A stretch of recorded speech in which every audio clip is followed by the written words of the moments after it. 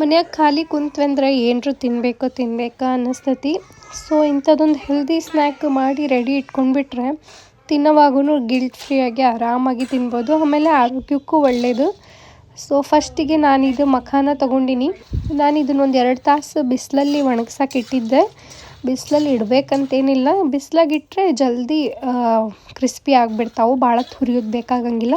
ಸ್ವಲ್ಪ ಕ್ರಿಸ್ಪಿ ಆಗೋವರೆಗೂ ಈ ಥರ ಡ್ರೈ ರೋಸ್ಟ್ ಮಾಡಿ ಎತ್ತಿಟ್ಕೊಳಕತ್ತೀನಿ. ಇದ್ರದ್ದು ಸಿಪ್ಪೆನೂ ಅಂಟಿರುತ್ತೆ ಕೆಲವೊಮ್ಮೆ. ಸೊ ಆ ಸಿಪ್ಪೆ ತೆಗೆದುಬಿಡ್ರಿ, ಭಾಳ ಹಾರ್ಡ್ ಇರುತ್ತೆ, ಬಾಯಲ್ಲಿ ಬಂದರೆ ಚಲೋ ಅನ್ಸಂಗಿಲ್ಲ. ಹಾಗಾಗಿ ಆ ಸಿಪ್ಪೆನ ನೀಟಾಗಿ ತೆಕ್ಕೊಂಡು ಬಿಡ್ರಿ. ಬಾಣಲಿ ಒಳಗನ ಒಂದು ಸ್ವಲ್ಪ ಎಣ್ಣೆ ಹಾಕ್ಕೊಳಕತ್ತೀನಿ. ನಾನು ಎಣ್ಣೆ ಚೂರು ಕಡಿಮೆನೇ ಹಾಕ್ಕೊಳತ್ತೀನಿ, ಯಾಕಂದ್ರೆ ನಾನು ಆಮೇಲೆ ತುಪ್ಪನೂ ಸೇರಿಸ್ಕೊತೀನಿ. ಇದಕ್ಕೆ ರುಚಿಗೆ ತಕ್ಕಂಗೆ ಉಪ್ಪು ಹಾಕಿ, ಸ್ವಲ್ಪ ಉಪ್ಪು ಈ ಥರ ಬಿಸಿಯಾಗಿ ಕರಗೋವರೆಗೂ ಕೈ ಆಡಿಸ್ಬೇಕು. ನಾನೀಗ ಪಿಜ್ಜಾ ಫ್ಲೇವರ್ ಮಾಡತ್ತೀನಿ, ಹಾಗಾಗಿ ಆರಿಗ್ಯಾನೋ ತೊಗೊಳತ್ತೀನಿ. ಪಿಜ್ಜಾ ಜೊತೆಗೆ ಟಾಪಿಂಗ್ಸಿಗೆ ಸಣ್ಣ ಪ್ಯಾಕೆಟ್ ಕೊಟ್ಟಿರ್ತಾರಲ್ಲ, ಅದನ್ನು ಹಾಕ್ಕೊಂಡ್ರೂ ಪರವಾಗಿಲ್ಲ, ಬಾಟಲ್ನಲ್ಲಿರೋದು ಹಾಕ್ಕೊಂಡ್ರೂ ಪರವಾಗಿಲ್ಲ. ಚಿಲ್ಲಿ ಫ್ಲೇಕ್ಸರು ಹಾಕ್ಕೋಬೋದು, ರೆಡ್ ಚಿಲ್ಲಿ ಪೌಡ್ರರು ಹಾಕ್ಕೋಬೋದು. ನಾವು ಒಣ ಖಾರ ಹಾಕ್ಕೊಳತ್ತೀನಿ.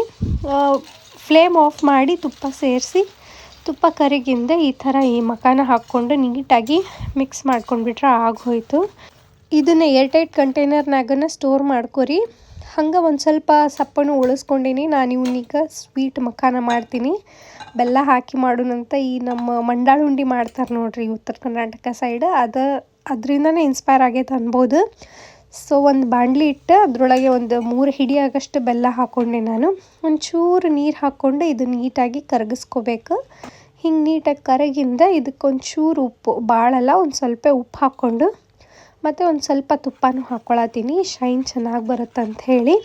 ಇದು ಸ್ವಲ್ಪ ಏರ್ ಪಾಕ ಬರೋವರೆಗೂ ಕಾಯಿಸ್ಕೋಬೇಕು. ಪಾಕ ನೀವು ಒಂದು ನೀರಿರೋ ಬಟ್ಲದಲ್ಲಿ ಹಾಕಿ ಚೆಕ್ ಮಾಡ್ಕೋಬೋದು, ಗಟ್ಟಿ ಆಗತ್ತೈತೋ ಇಲ್ಲೋ ಅಂಥೇಳಿ. ನಾನೀಗ ಹಾಕಿ ಚೆಕ್ ಮಾಡಿದೆ, ಇನ್ನೂ ಗಟ್ಟಿ ಆಗಿಲ್ಲ, ಇನ್ನೂ ಸ್ವಲ್ಪ ಪಾಕ ಬರಬೇಕಿದು. ಹಾಗಾಗಿ ಕೈಯಾಡಿಸ್ಕೊಂಡು ನಾನು ಇದನ್ನು ಇನ್ನೂ ಸ್ವಲ್ಪ ಬಿಸಿ ಮಾಡ್ಕೊಳತ್ತೀನಿ. ಒಂದು ಸ್ವಲ್ಪತ್ತಿಗೆಲ್ಲ ಆಗಿಬಿಡುತ್ತೆ, ಇದೂ ಏನು ಭಾಳತ್ತು ಟೈಮ್ ಸಿಗೋಂಗಿಲ್ಲ. ಹಿಂಗೆ ನೀವು ಪಾಪ್ಕಾರ್ನು ಮಾಡ್ಕೋಬೋದು, ಅದು ಒಂಥರ ಚೆನ್ನಾಗಿರುತ್ತೆ. ನೆಕ್ಸ್ಟ್ ರೀಲ್ಸ್ನಾಗ ತೋರಿಸ್ತೀನಿ ನಿಮಗೆ, ನೋಡ್ಬೇಕನ್ಸಿದ್ರೆ ಕಮೆಂಟ್ ಮಾಡಿ ತಿಳಿಸ್ರಿ.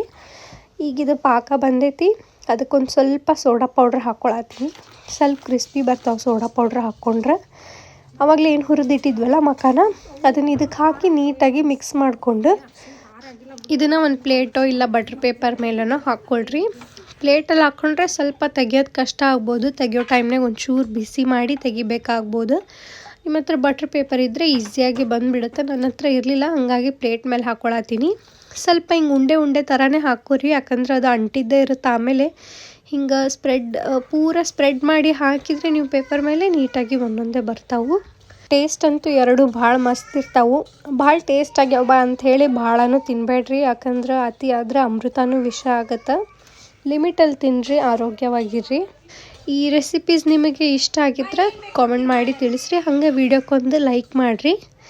ಮತ್ತು ಇಂಥ ಇಂಟ್ರೆಸ್ಟಿಂಗ್ ರೆಸಿಪೀಸ್ ನೋಡೋಕೆ ಇಷ್ಟಪಟ್ಟರೆ ನನ್ನ ಚಾನಲ್ಗೆ ಸಬ್ಸ್ಕ್ರೈಬ್ ಮಾಡೋದು ಮರಿಬೇಡ್ರಿ. ಮುಂದಿನ ವಿಡಿಯೋದಾಗ ಮತ್ತೆ ಸಿಗ್ತೀನಂತ.